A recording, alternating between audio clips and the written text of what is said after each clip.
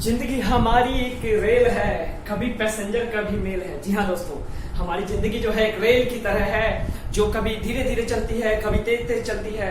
लेकिन हमें उसको परफेक्ट वे में चलाने के लिए, स्मूथली चलाने के लिए कांस्टेंट स्पीड से दौड़ाना बहुत जरूरी है और समय समय पे उसको एक्सेलरेट करना भी जरूरी है। सो मैं हूँ रॉकी रजक, आपका एजुकेशनल ट्रेनर, जो आपकी जिंदगी की ट्रेन को पटरी पे लाने की कोशिश करेगा और उसको एक्सेलरेट करने की कोशिश करेगा एजुकेशन की हेल्प से।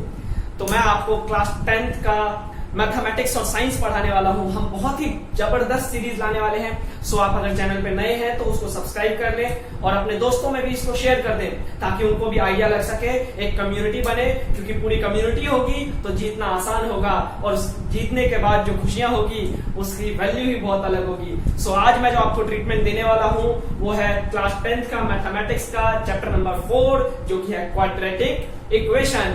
सो देखिए, क्वाड्रेटिक इक्वेशन क्या होता है, इससे पहले मैं थोड़ा सा आपको पॉलिनोमियल का टर्म बता दूं।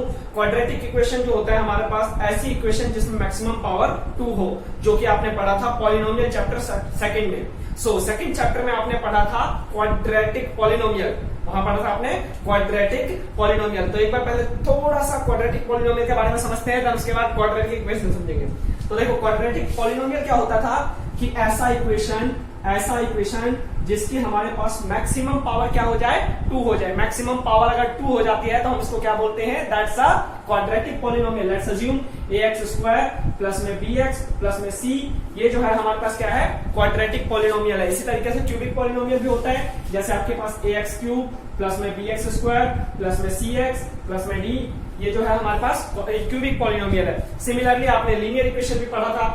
तो देखिए, अब जो ये हमारे पास पॉलिनोमियल है, इस पॉलिनोमियल को हम इक्वेशन में कैसे ट्रांसफॉर्म करें, इस पॉलिनोमियल को इक्वेशन में कैसे ट्रांसफॉर्म करें। सो इक्वेशन में ट्रांसफॉर्म करने के लिए इसके नाम में ही छुपा हुआ इक्वेट करना पड़ेगा, मतलब इसको इक्वेट करना पड़ेगा किसी न किसी से।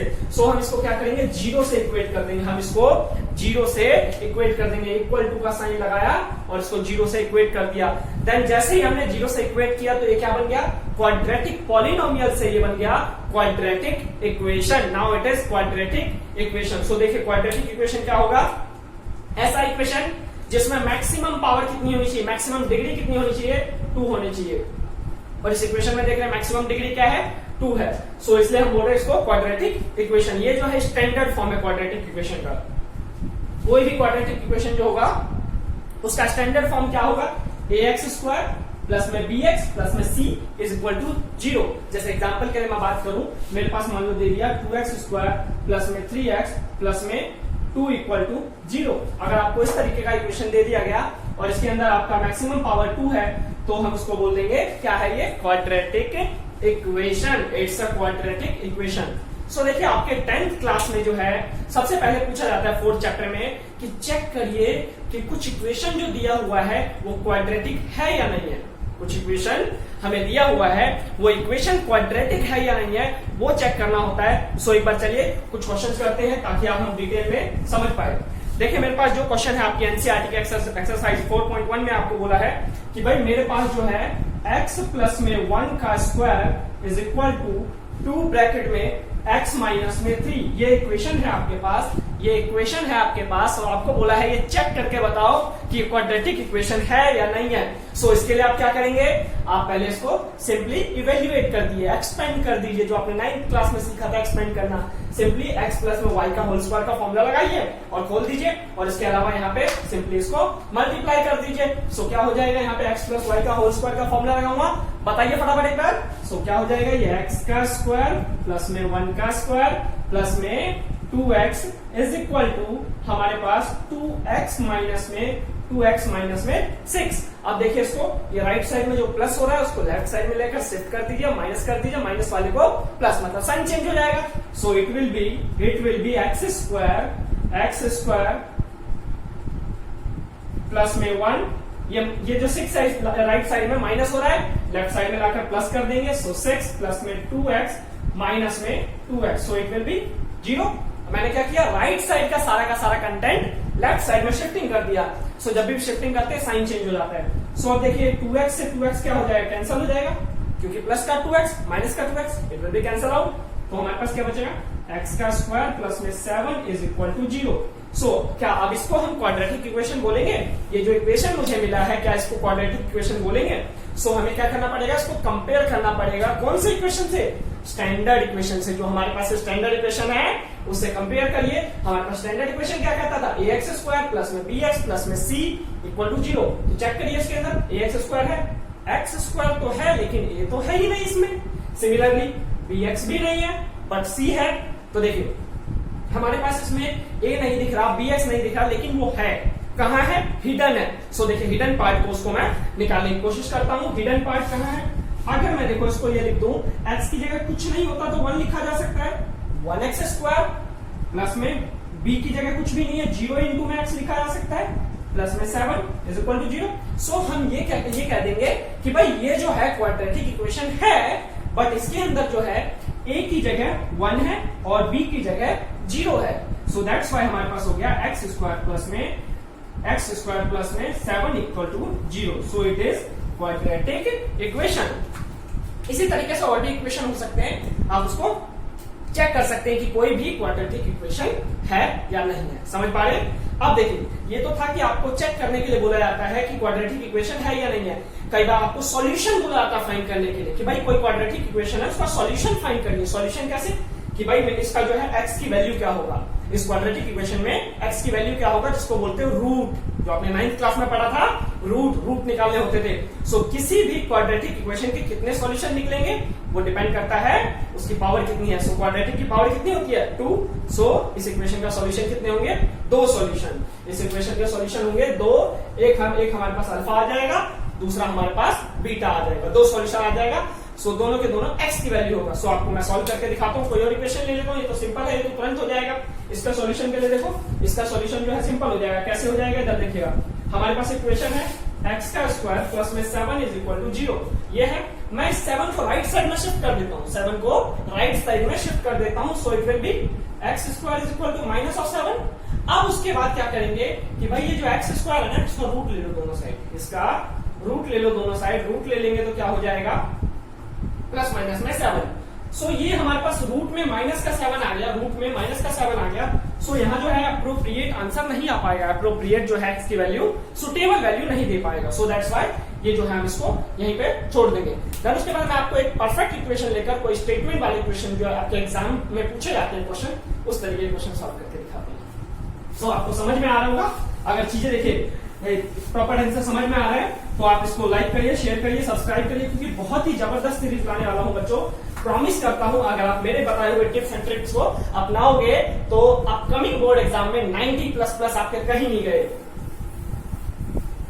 क्योंकि नंबर की होगी तभी बरसात जब तक लॉकी सर होंगे साथ। देखिए शुरू करते हैं। हमारे पास जो है नेक्स्ट क्वेश्चन है आपके पास एक्सरसाइज 4.1 का ही है। आपको बोला गया है the product of 2 consecutive integer, the product of 2 consecutive positive integer is 306। बोला गया है 2 consecutive positive integer का जो प्रोडक्ट है वो है 306। देखिए पॉजिटिव इंटीजर का मीनिंग क्या होता है भाई? एक से बड़ा, A1 2 3 4 5 6 7 एंड सो ये आपका जो इंटीजर है क्या है? पॉजिटिव इंटीजर है। हमें बोला गया कोई भी 2 पॉजिटिव इंटीजर ले लो, उसका जो प्रोडक्ट है वो 306 है। हमें बोला है कि आप उस इक्वेशन को, उस नंबर को फाइंड करके दिखाओ, उस जो इंटीजर है पॉजिटिव उसकी वैल्यू फाइंड करनी है। हम क्या करेंगे? Let one positive integer be, let one positive integer is x मान लिया, पहले वाले को x मान लिया। अगर पहला वाला x है तो उसका दूसरा क्या हो जाएगा? x प्लस में 1, क्योंकि कॉन्सिक्यूटिव बोला है, मतलब एक के बाद एक, मतलब एक पहला 5 है तो दूसरा क्या हो जाएगा? 6। एक अगर 17 है तो दूसरा 18 हो जाएगा। वी विल अज्यूम कि पहला अगर x है तो दूसरा क्या हो जाएगा? First is x and another integer will be x plus में 1। अब बोला है according to the question, question के अकॉर्डिंग क्या है कि भाई इन दोनों का जो प्रोडक्ट है ना वो 306 बोला गया है। इन दोनों का प्रोडक्ट हमें 306 बोला गया।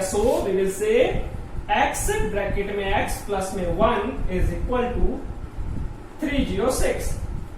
हमें ये बोला गया है। अब इसको सॉल्व कर दीजिए। सॉल्व करेंगे क्या हो जाएगा?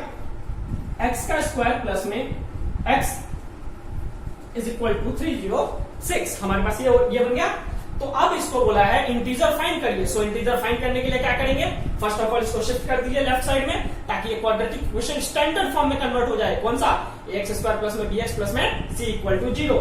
सो हमारे पास क्या हो जाएगा, x का स्क्वायर प्लस में x माइनस में 306 इक्वल टू 0।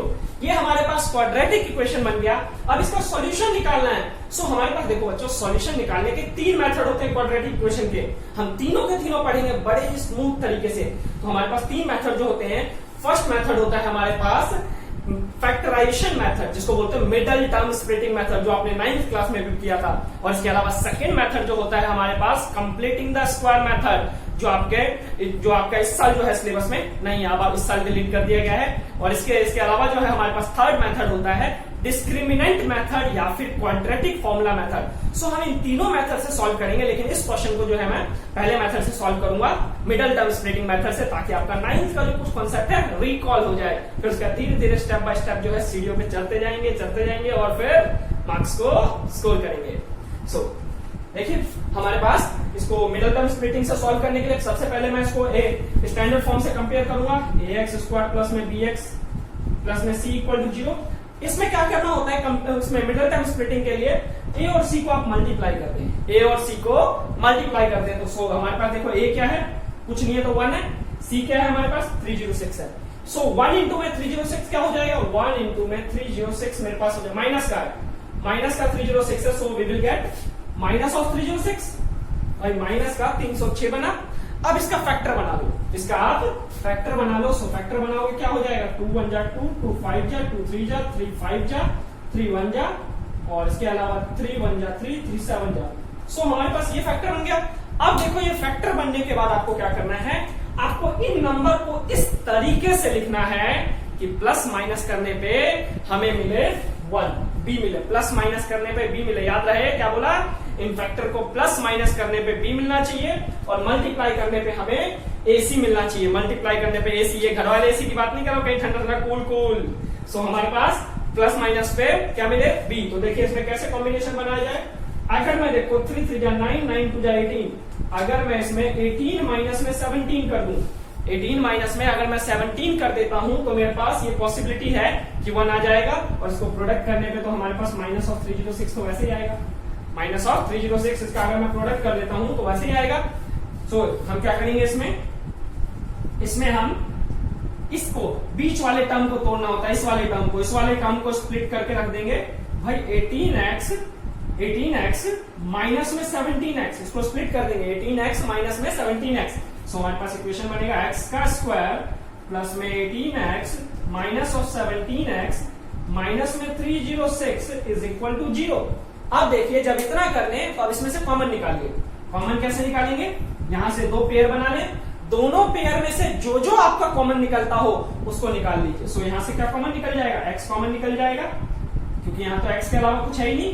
सो यहां बचेगा x प्लस में 18, और यहां से क्या कॉमन निकलेगा, यहां से माइनस 17 कॉमन निकल जाएगा, और यहां भी बच जाएगा आपका प्लस ऑफ 18। सो अब देखो इसमें फिर से कॉमन निकालना पड़ेगा। अब फिर से क्या कॉमन निकालेंगे, यहां देख लो आप x प्लस में 18 दोनों जगह है। सो मैं दोनों जगह से x प्लस में 18 और x प्लस में 18 को कॉमन निकाल लूंगा। मैं इधर लिख रहा हूं, दोनों जगह से x प्लस में 18 और x प्लस में 18 को निकाल लेता हूं। सो मेरे पास अब क्या बच जाएगा, x प्लस में 18 अंदर बचेगा x माइनस में 17 इज इक्वल टू 0। अब देखो ये दो फैक्टर बने हैं हमारे पास, इन दोनों फैक्टर को 0 के बराबर सेपरेटली रखो। सो x प्लस में 18 इज इक्वल टू 0 और x माइनस में 17 इज इक्वल टू 0। सो यहां से आप देखो x की वैल्यू फाइंड करने के लिए 18 को राइट साइड में शिफ्ट करूंगा, तो लेफ्ट साइड में प्लस, राइट साइड में जाने के बाद माइनस। सो x की वैल्यू क्या आ गया, माइनस ऑफ 18, और यहाँ क्या आ गया, x की वैल्यू प्लस ऑफ 17। अब देखो हमारे पास ये x की 2 वैल्यू आया, एक पॉजिटिव में एक नेगेटिव में। लेकिन क्वेश्चन में हमें क्या बोला गया था, हम कौन सा वैल्यू चूज करेंगे क्वेश्चन के अकॉर्डिंग। क्वेश्चन में हमें बोला गया था हमें पॉजिटिव इंटीजर की रिक्वायरमेंट है, हमें नेगेटिव नहीं चाहिए, हमें पॉजिटिव इंटीजर की रिक्वायरमेंट है। So we will consider only x की वैल्यू 17। हम x की वैल्यू को 17 को कंसीडर करेंगे, और जो 18 है माइनस ऑफ उसको नेग्लेक्ट कर देंगे, क्योंकि वो हमारे काम का नहीं है, नेगेटिव बोला ही नहीं हमें। सो हमारे पास क्या हो जाएगा, हमारे पास फर्स्ट इंटीजर जो हो जाएगा वो हो जाएगा 17, और सेकंड इंटीजर x प्लस में 1 कर देंगे, तो 17 प्लस में 1 इक्वल टू 18। सो आपके पास वो जो 2 नंबर की रिक्वायरमेंट थी, जो क्वेश्चन में बोला गया था, वो 2 नंबर कौन कौन से हैं? 17 और 18। आपके पास 17 और 18 ऐसा इंटीजर है जिसको आप प्लस करते हैं, सॉरी, जिसको आप प्रोडक्ट करते हैं तो आपका 306 आ जाएगा। सो उम्मीद करता हूं आपको ये चीजें समझ में आई होगी। तो आज के लिए इतना ही रखेंगे और आप इसको चैनल को सब्सक्राइब कर लीजिए, क्योंकि बहुत ही जबरदस्त, आप बिलीव नहीं कर सकते, प्रॉमिस है मेरा, 101% का प्रॉमिस है, आपको बहुत अच्छे 90++ स्कोर करके बहुत ऊंचाइयों पे लेकर जाऊंगा। तो आज के लिए इतना ही रखते हैं, फिर मिलेंगे अगले समय, तब तक के लिए दुआओं में याद रखिएगा। Good bye, take care.